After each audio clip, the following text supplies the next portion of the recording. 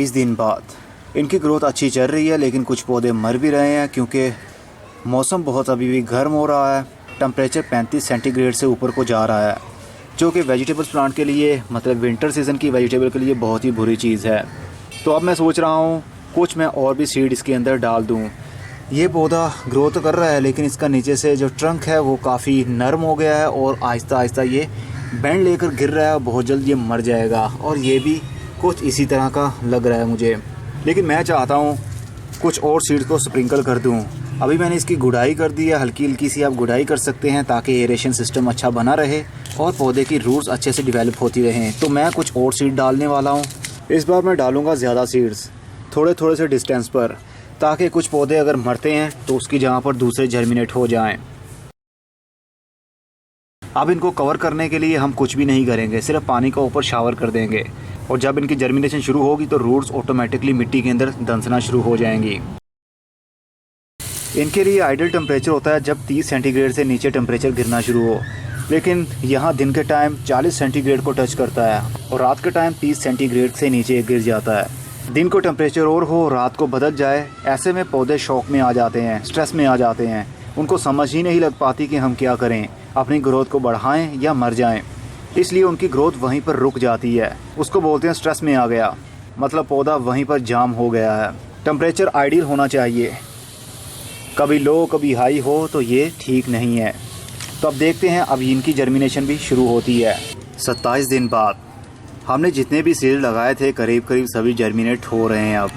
अब मौसम काफ़ी ठंडा हो रहा है, इस वजह से इनकी ग्रोथ भी स्टेबल हो चुकी है। जब मैंने सीडलिंग की थी उस वक्त मौसम ठंडा था, लेकिन कुछ दिन बाद में मौसम गर्म होने लगा, जिसकी वजह से पौधों की ग्रोथ रुक चुकी थी। और अब जो हमने सीड लगाए हैं ये बहुत अच्छे तरीके से जर्मिनेट भी हो रहे हैं और बहुत जल्द ये बड़े भी हो जाएंगे और इनके अंदर मतलब मिट्टी के अंदर शलजम बनना भी शुरू हो जाएगी। आपने मिट्टी को ऑलवेज मॉइस्ट रखना है, बहुत ज़्यादा वेट नहीं करना और ना ही ज़्यादा ड्राई होने देना है। 31 दिन बाद जितने हमने सीड लगाए थे सबके सब जर्मिनेट हो चुके हैं और इतने सारे पौधे साथ साथ में ही ग्रोथ कर रहे हैं कि ऐसे लगता है जिस तरह फ्रूट बनेगा ही नहीं। शलजम के पौधे के लिए ज़रूरी होता है कि 3 से 4 या 5 से 6 इंच का डिस्टेंस होना चाहिए हर बीज के सेंटर में, हर पौधे में, लेकिन मेरे पास इतनी जगह है ही नहीं। अगर आप चाहें तो अभी से इनको ट्रांसप्लांट भी कर सकते हैं, तो आप इसको निकाल सकते हैं और हर 5 से 6 इंच के डिस्टेंस पर आप इनको लगा सकते हैं। ये ट्रांसप्लांट भी हो जाते हैं, लेकिन मेरे पास इतनी जगह ही नहीं है, तो मैं इनको कहाँ पर ट्रांसप्लांट करूँ। इतने सारे पौधे मेरे पास हो चुके हैं, तो मैं चाहता हूँ इसी के अंदर इसको लगा रहने देता हूँ।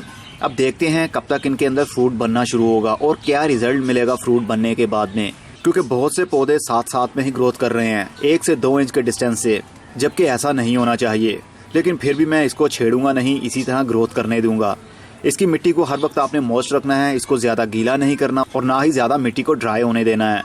35 दिन बाद 39 दिन बाद पौधों की ग्रोथ बहुत अच्छी चल रही है, लेकिन ये एक साइड पर झुक रहे हैं और उसी साइड में ये लेंथी भी हो रहे हैं, मतलब लंबे हो रहे हैं, क्योंकि सूरज की रोशनी जहाँ से आती है उस साइड पर मैं खड़ा हूँ और ये सूरज की डायरेक्शन में बढ़ रहे हैं, जिसकी वजह से इनकी सूरज की रिक्वायरमेंट पूरी नहीं हो पा रही, इसलिए इनकी स्टेम लंबी ही होती जा रही है। लेकिन मुझे नहीं लग रहा कि इसके अंदर कोई फ्रूट भी बन रहा होगा। ये आप देख सकते हैं काफ़ी लंबी लंबी सी इनकी स्टेम हो गई हैं, जो कि बिल्कुल ही अच्छा इंडिकेट नहीं है। मैं चाहता हूँ इनको ट्रांसप्लांट कर दूँ, मतलब गमलों के अंदर लगा दूँ और गमलों को ऐसी जगह पर रखूँ जहाँ पर डायरेक्ट धूप आती हो, क्योंकि जिस एरिया में मैं ये सब कुछ कर रहा हूँ यहाँ पर फुल टाइम के लिए धूप नहीं आती, सिर्फ सुबह के टाइम धूप आती है, सिर्फ 1 से 2 घंटे। उसके बाद में ग्रीन नेट के अंदर से फिल्टर होकर धूप आती है। लेकिन ये आप देख सकते हैं, पहले मैंने पैराशूट का कपड़ा डाला और उसके बाद में ग्रीन नेट डाला, लेकिन इस एरिया से मैंने इसको सारा एम्प्टी छोड़ दिया है ताकि सूरज की धूप यहाँ पर डायरेक्ट आ सके। लेकिन फिर भी 1 से 2 घंटे की धूप आती है, उसके बाद में सारा दिन छाँव ही रहती है, जो कि वेजिटेबल्स प्लांट के लिए बिल्कुल अच्छी बात नहीं है। इसलिए मैं चाहता हूँ इनको मैं ट्रांसप्लांट कर दूँ, क्योंकि अभी इनकी एज है कि इनको ट्रांसप्लांट कर सकते हैं हम। अब मैंने सोचा है इस बड़े गमले के अंदर ही इनको शिफ्ट कर लिया जाए, जितने भी पौधे मैं कर सकता हूँ। ये 12 इंच का गमला है और इसके अंदर जो मिट्टी यूज़ की है उसमें 50% मिट्टी, 50% कोकोपीट और 20% गाय का गोबर। इनको अच्छे तरीके से मिक्सअप करने के बाद हल्का सा पानी का शावर कर दें और गमले के अंदर भर दीजिए। अगर पहले से ही गमले के अंदर भर दिया आपने तो उसके बाद में अच्छे तरीके से पानी दे दीजिए। मेरी ये सोइल पहले से ही मॉइस्ट थी, इसलिए मैं अभी इसको पानी नहीं दूंगा और अब मैं पानी दूंगा इसको नीचे से। तो अब हम शिफ्ट करते हैं पौधों को। इनमें से जो भी हमें हेल्दी दिख रहे होंगे हम उनको निकालेंगे और शिफ्ट कर देंगे। लेकिन आपने कोशिश ये करनी है कि रूट्स डैमेज ना हो। जब पौधे बहुत बड़े हो जाते हैं तो उनको ट्रांसप्लांट नहीं किया जाता। अगर हम ट्रांसप्लांट करेंगे तो वो मर जाएंगे, लेकिन ये अभी छोटे हैं और अभी मौसम भी है, इनको ट्रांसप्लांट कर ही लिया जाए। ये बहुत नाजुक होते हैं, आराम से पत्ते को बैंड देने से ये टूट जाता है। तो बहुत ही प्यार से आपने इसको अलग करना है, इसकी रूट्स ना टूटने पाए ये कोशिश करनी है आपने। ये है इसकी रूट्स। हम इस पूरी रूट को मिट्टी के अंदर दबा देंगे और ये वाला एरिया मिट्टी से बाहर रखेंगे। मिट्टी को भरने के बाद मैंने इसको बहुत ज़्यादा टाइट नहीं किया, दबाया नहीं है, सिर्फ हल्का सा इसको पुश किया है ताकि इसके अंदर एयर पॉकेट्स ख़त्म हो जाएं। लेकिन अभी बहुत सारे एयर पॉकेट्स होंगे इसके अंदर। अब हम थोड़ा सा इसके अंदर होल करेंगे, बहुत आराम से होल हो जाएगा क्योंकि मिट्टी बहुत सॉफ्ट है। और अब हम इसको इतना मिट्टी के अंदर दबाते जाएंगे और साइडों से थोड़ा सा हम इसको पुश कर देंगे ताकि ये रॉकिंग ना करे। इसी तरह दूसरे को निकालते हैं।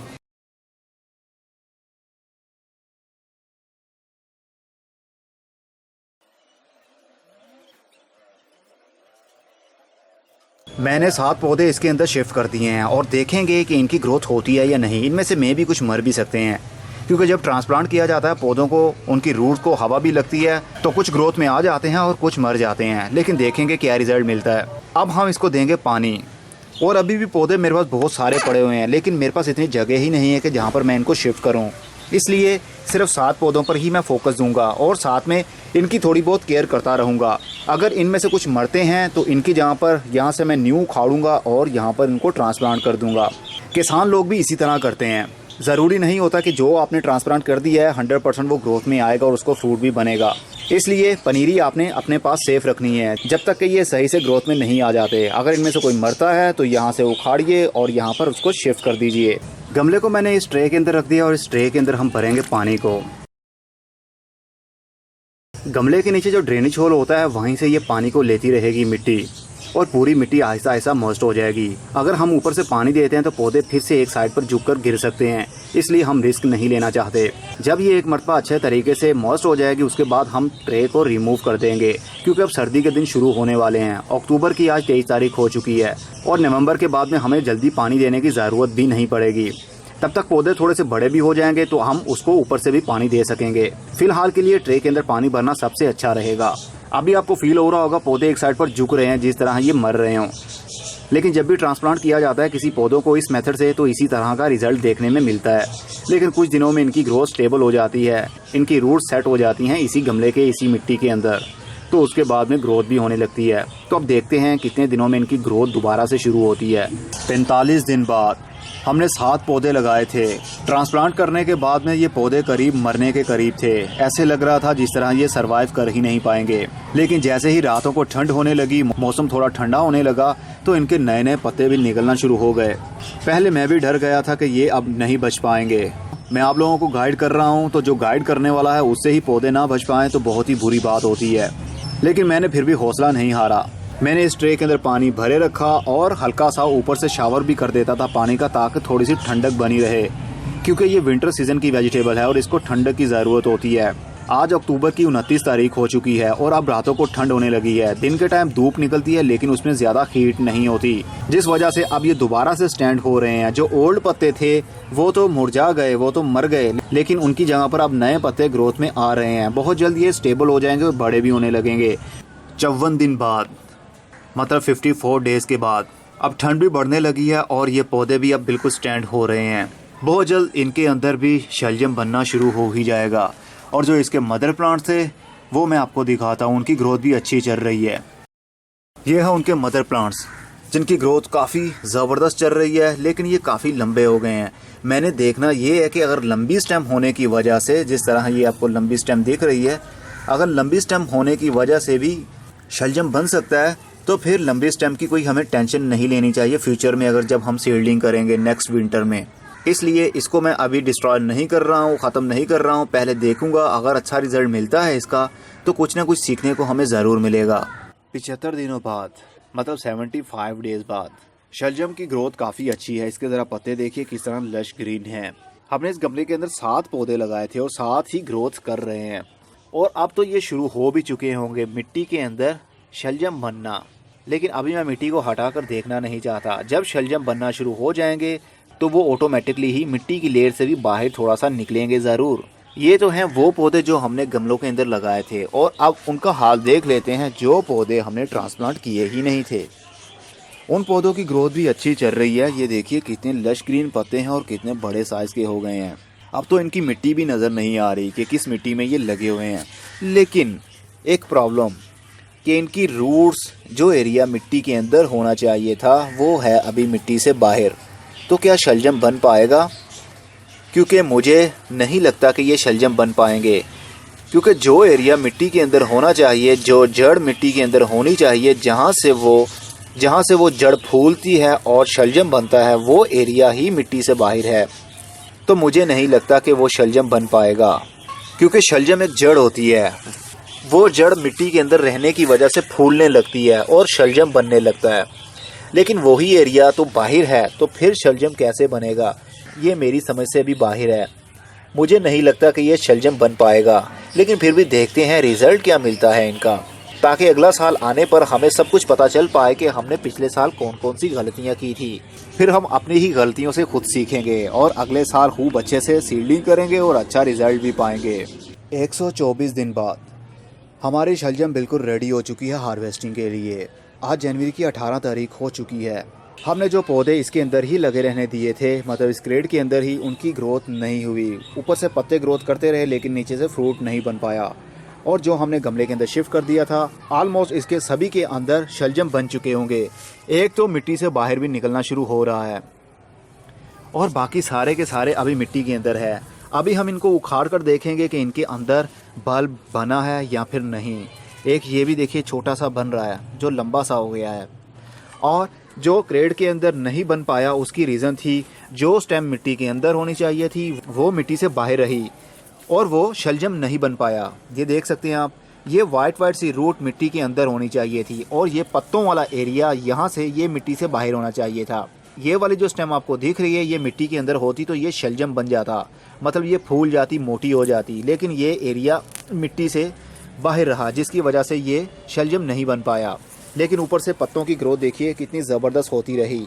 ये एक्चुअली हमारी ही गलती थी। हमने सीज़न शुरू होने से पहले ही इसकी सीडलिंग कर दी थी। इसलिए कहा जाता है मौसम का लिहाज रखना चाहिए। अभी गर्मी के दिन थे, हमने इसकी सीडलिंग कर दी, क्योंकि समटाइम ऐसा होता है कि अक्टूबर के महीने में सर्दी के दिन शुरू हो जाते हैं और बाज़ औक़ात सितंबर में ही शुरुआत हो जाती है। जब मौसम हल्का सा ठंडा होना शुरू हो तब इसकी सीडलिंग करें तो अच्छा रिजल्ट मिलता है, क्योंकि सीडलिंग तो शुरू हो जाएगी। चाहे अभी हम आज ही, मतलब सर्दी के दिनों में भी इसकी सीडलिंग करेंगे, सीडलिंग तो शुरू हो जाएगी, लेकिन उसका इफेक्ट होगा उसके फ्रूट के ऊपर। उसकी ब्रांच ज़्यादा लंबी हो जाने की वजह से, स्टेम ज़्यादा लंबी हो जाने की वजह से फ्रूट नहीं बन पाया। अगर हमने इन सब को ही ट्रांसप्लांट कर दिया होता इस तरह, तो अब ये सब फ्रूट बन चुका होता। लेकिन मैंने आप लोगों के साथ शेयर करना था कि हम क्या गलती करते हैं। अक्सर लोग ये गलती करते हैं, ये स्टेम लंबी हो जाती है और हम समझते हैं कि ऊपर से ग्रोथ हो रही है तो नीचे से जड़ से इसका फ्रूट बन जाएगा, लेकिन ऐसा नहीं होता। ये देखिए, ये पर्पल जो रंग आपको दिख रहा है, ये बेसिकली मिट्टी के अंदर ही होना चाहिए था, तभी ये शलजम बन पाता। और ये देखिए, यहाँ से बनने की कोशिश करते रहे लेकिन मिट्टी से ये एरिया बाहर था, इसलिए ये फ्रूट नहीं बन पाया। गर्मी में हमने सीडलिंग की और सीडलिंग शुरू हो गई, लेकिन गर्मी की हीट की वजह से वो काफ़ी लंबी होना शुरू हो गई। स्टेम जब ज़्यादा लंबी होने लगे तो समझ जाइएगा मौसम की गड़बड़ है। और जब स्टेम ज़्यादा लंबी होने लगे तो उसको उखाड़िए और जिस तरह हमने इनमें ट्रांसप्लांट किया था इस तरह आप ट्रांसप्लांट कर सकते हैं। मतलब ये वाला एरिया मिट्टी के अंदर होना चाहिए यहाँ तक, और सिर्फ पत्तों वाला एरिया मिट्टी से बाहर होना चाहिए, तभी अच्छे से फ्रूट बनता है। और अगला साल आने पर आप जब सीडलिंग करेंगे तो सीडलिंग जैसे ही लंबी होने लगे तो उसको ट्रांसप्लांट कर दें। तो चलिए अब इसको हार्वेस्ट करते हैं। ये तो हमारा जितना भी है ये सब का सब वेस्ट हो चुका है। अब इन पत्तों को मैं फेंकूंगा नहीं, बल्कि ये जाएंगे मेरे कंपोस्ट बिन में। कंपोस्ट बनाने के लिए मैं इसको बारीक बारीक करूंगा और अपनी कंपोस्ट बनाने वाली बास्केट में डाल दूंगा।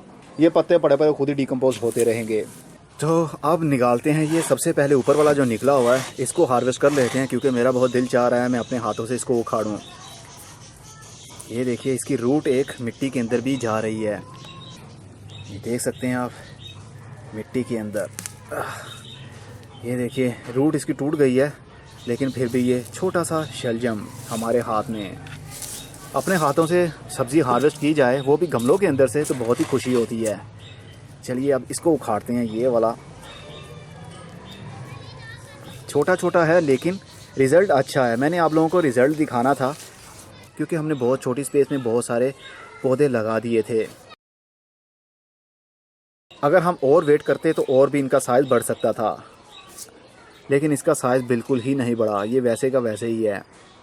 सिर्फ रीज़न वही रही कि हमने मौसम शुरू होने से पहले ही सीडलिंग कर दी, मतलब गर्मी के दिनों में। और हमने ट्रांसप्लांट जब किया तब भी हम काफ़ी लेट थे। ट्रांसप्लांट हमें कर देना चाहिए था जब पौधे 2 से 3 इंच के हुए थे। ये देखिए एक छोटा सा टाइनी सा, अब ये वाइट कलर का है, फ्यूचर में ये पर्पल कलर का हो जाता। ये आई थिंक मुझे लगता है कि जिस तरह ये बड़ा होगा, वाह ये तो छोटा ही है। इसके बाउल से मुझे लग रहा था जिस तरह ये बहुत ही मोटा और बड़ा होगा, लेकिन कोई बात नहीं। इसकी बारी, ये देखिए हमारा शलजम। अरे अरे ये देखिए ये किस तरह का है। वेल इसकी अभी भी रूट मिट्टी के अंदर है। ये है हमारे शलजम की हार्वेस्ट, मतलब अपने घर में हमने उगाया। ये 100% ऑर्गेनिक है। इनके अंदर हमने कोई केमिकल का यूज़ नहीं किया, ना स्प्रे के रूप में ना ही खाद के रूप में। इस वीडियो के अंदर काफ़ी कुछ सीखने को आपको मिला होगा। और अगला साल शुरू होने से पहले, मतलब सीज़न शुरू होने से पहले इसकी सीडिंग आप करेंगे, लेकिन बहुत ज़्यादा गर्मी के दिनों में नहीं। जब टेम्परेचर 25 सेंटीग्रेड हो जाए, चाहे वो अक्टूबर के महीने में हो चाहे वो सितंबर के महीने में हो, आप इसकी सीडलिंग कर दें। लेकिन मैंने जब इसकी सीडलिंग की थी आई थिंक 30 या 35 सेंटीग्रेड होता था दिन के टाइम, जिसकी वजह से सीडलिंग तो शुरू हो गई लेकिन वो काफ़ी टाल और लंबी हो गई थी। अब मैं चलता हूँ, अगली वीडियो में फिर किसी नई इन्फॉर्मेशन के साथ मिलेंगे। तब तक के लिए good bye, see you and tata, और अपना बहुत सा ख्याल रखिएगा।